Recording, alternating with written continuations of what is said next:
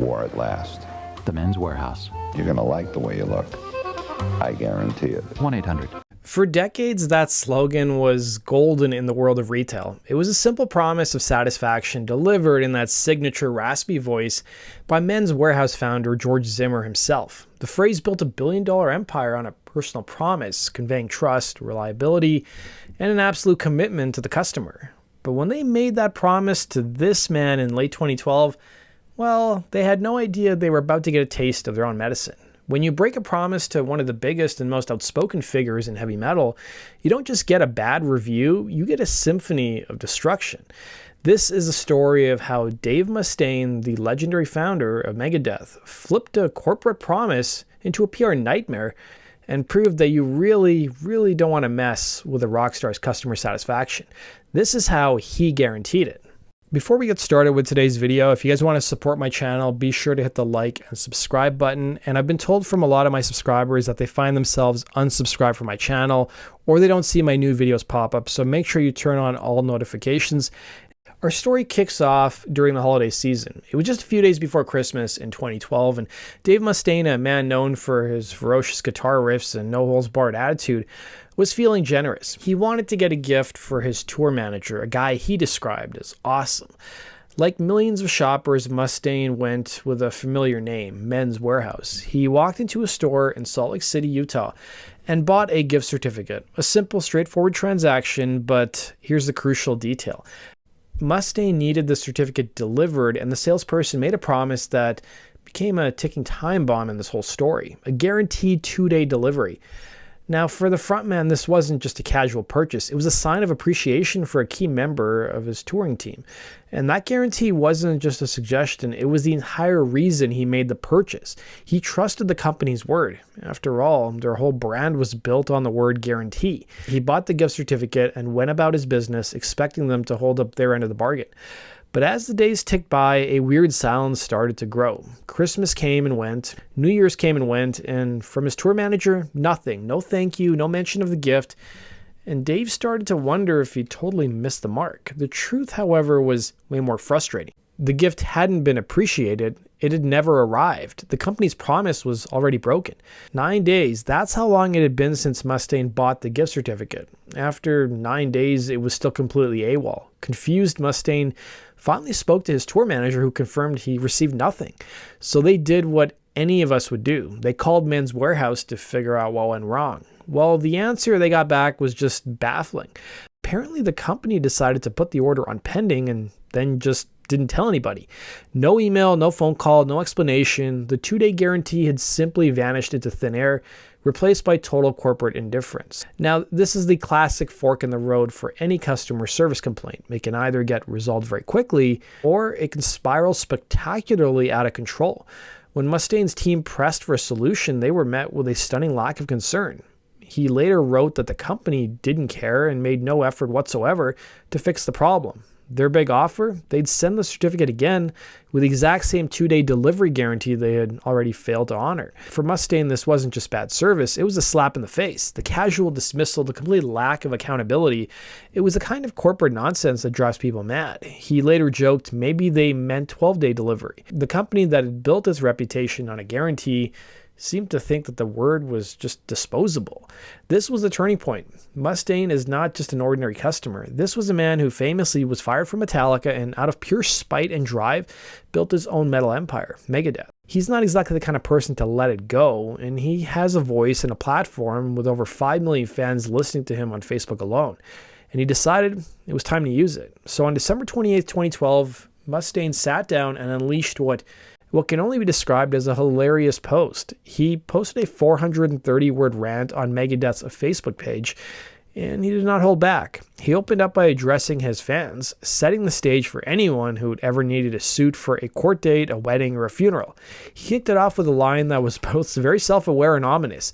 You know me, I don't complain about much in writing, but I got to get this off my chest. While some people may have thought he was going to be talking about his frustrations with the music industry, he went straight for the jugular, taking aim at the face of the company himself, George Zimmer. He described him as the old geezer with the voice that sounds like he was chain smoking since he was a fetus. It was personal, visceral, and honestly hilarious. Mustaine laid out the whole story for millions of his followers: the pre-Christmas purchase, the 2-day guarantee, the 9-day delay, and the complete lack of resolution. He detailed how they called, how the company didn't seem to care, and how they made zero effort to fix their own mistake. He wrote, "I really think that it sucks when people make false claims that they don't care to make good on a problem that is clearly their fault. And with all of the absolutely guarantee it crap, I just had to say something." Then he weaponized the company's entire identity against them. He told his fans to go to a competitor. He then declared, "I for one will never set foot in a Men's Wearhouse even for shelter from a blizzard. I absolutely guarantee it." He took their most valuable asset, that promise they make, and turned it into a declaration of war. The post exploded. This wasn't a private complaint anymore. It was a public spectacle, and Men's Wearhouse was getting absolutely roasted. The internet moves at the speed of outrage, and Men's Wearhouse quickly realized they had a 5-alarm fire on their hands. A complaint from a regular customer might get ignored, but a pretty angry takedown from a rock icon with an army of devoted fans is a PR catastrophe. Sure enough, on January 2nd, 2013, just a few days after the post went viral, the company finally responded. A rep named Joe from their social media team posted a public apology right on Megadeth's Facebook page. The tone was pretty urgent. The response read, "Dave, thanks for reaching out to us on Facebook. We apologize for the delay and agree that the delay is unacceptable." They insisted that customer satisfaction was their highest priority and asked Mustaine to contact them directly. The apology was necessary damage control, but the story was already a runaway train. Fan reactions, of course, were split. A lot of people rallied behind Dave, sharing their own customer service horror stories and cheering him on. Then there were the others who mocked him, finding the whole idea of a heavy metal god feuding with a suit company hilarious. But the reaction was massive. The story got picked up by the major news outlets like Business Insider, Gawker, and even CNN's Anderson Cooper featured the saga on his ridiculous segment. There's no doubt about it. Dave Mustaine is as rockin' as they come, and now he is directing his Take No Prisoners heavy metal energy at a Men's Wearhouse in Salt Lake City, Utah. That's right, the suit store. Can I just take a moment and point out that we are all old? I mean, seriously, you know you are old when one of the founding members of Metallica is upset about a customer service issue with a Men's Wearhouse in Salt Lake City. Need I remind you, this is the same person who is responsible for such Megadeth hits as Sweating Bullets. Fast forward a few years, and now he is writing this, and I quote, "You may not wear a suit for your job or for an event or occasion, but if you do, I would strongly recommend you wear someone else's suits. I, for one, will never set foot in a Men's Wearhouse, even for shelter from a blizzard. I absolutely guarantee it." Now, keep in mind, this is on the Megadeth Facebook page.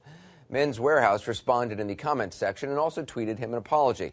We actually emailed the company for a statement. They did not respond. Maybe they only like to tweet pioneers of thrash speed metal, which, look, I totally get, totally understandable. But for those about to rock, whether it's alone in your garage, on stage in front of thousands of screaming fans, or at a Men's Wearhouse in Utah, we salute you. The incident wasn't just a rant anymore. It became a cultural moment. Mustaine became more than a rock star. He was now the patron saint of every frustrated customer who'd ever been ignored by a giant corporation. And just when you thought the story was over, it took one last wonderfully bizarre turn. The feud between the thrash metal pioneer and a men's retailer was about to get a comedic epilogue, courtesy of Funny or Die. Months later, in June of 2013, a video dropped that absolutely no one saw coming of a Men's Wearhouse commercial, but instead of George Zimmer, the spokesman was Dave Mustaine, decked out in a suit. In the video, Mustaine tells a story of a young metal fan who needs to get hyped for a job interview. The solution? Not a new suit, but the new Megadeth album, Super Collider. Mustaine channeled the same gravitas as George Zimmer, and he ends the commercial by looking into the camera and delivering the perfectly twisted line, "You're gonna like the way it sounds, I guarantee it." The video had one more surprise. It was a cameo by smooth jazz legend Kenny G, who shows up to trade insults with Mustaine. The whole thing was surreal, it was hilarious, and the perfect cap on the entire affair. It showed that Mustaine, having already won the war and forced a public apology, could now just laugh about the whole ridiculous situation. So the saga of Dave Mustaine versus Men's Wearhouse is way more than just a funny story about a celebrity complaint. It's one of the weird, wonderful stories in Megadeth's history. In the old days, a customer complaint could be easily contained, maybe even ignored, but Mustaine proved that one single perfectly crafted and very public message could bring a multi-billion-dollar corporation to its knees. He didn't just complain, he deconstructed their brand, used their own language against them, and leveraged his platform with surgical precision. By turning the iconic slogan, "I guarantee it," into his own personal vow of boycott, he exposed the hollowness of a promise that wasn't kept. It was a lesson that Men's Wearhouse and countless other companies would not soon forget. In the end, Dave Mustaine got the last word, proving that whether he's on stage or online, you cross him at your own peril, and he absolutely guarantees it. That brings us to the end of today's video, guys. Thanks for watching. We'll see you again in Rock, Roll, True Stories. Take care.